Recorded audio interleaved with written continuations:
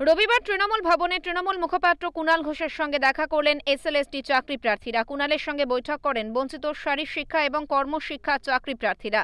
নিয়োগ আটকে যাওয়ার জন্য আইনজীবী বিকাশ রঞ্জন ভট্টাচার্যের দিকে আঙুল তুলেছেন চাকরি প্রার্থীরা।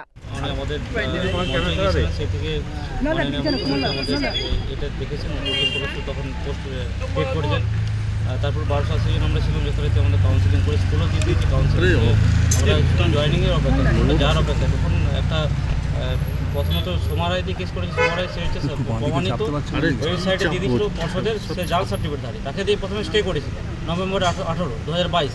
তারপর কী হলো, যখন এটা প্রমাণিত হলো তখন কী হলো, অপর সাইডে আরেকজন পিটিশনার ছিল মীনাক্ষীকে দিয়ে করলো, সে পাসই করেনি। আরেকজন ছিল শুভ রায়, সে কোনো পরীক্ষায় দেয়নি। মানে কী হচ্ছে হাইকোর্টের নজিরবিহীন, আমরা বোধহয় ভারতবর্ষের নজিরবিহীন ঘটনা এখানে দেখতে পাচ্ছি। একটা সিঙ্গেল বেঞ্চের রায় 2019 সালে হয়ে গেছে, সেটা আবার রায়টা হচ্ছে আমাদের আবার মানে সেটা পুনরায় কেস হচ্ছে, রায়টার বিরুদ্ধে আবার পুনরায় কেস হচ্ছে সিঙ্গেল বেঞ্চ।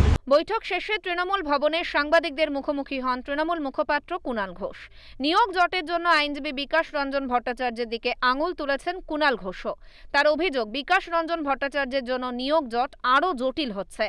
যে শূন্যপদ তৈরি করে মাননীয় মুখ্যমন্ত্রী চাকরির ব্যবস্থা করে দিয়েছিলেন, সেটা যার অধিকার নেই চাকরি পাওয়ার, প্যানেলে যার জায়গা নেই, তাদের দিয়ে মামলা করিয়ে বিকাশবাবুরা আটকে দিলেন।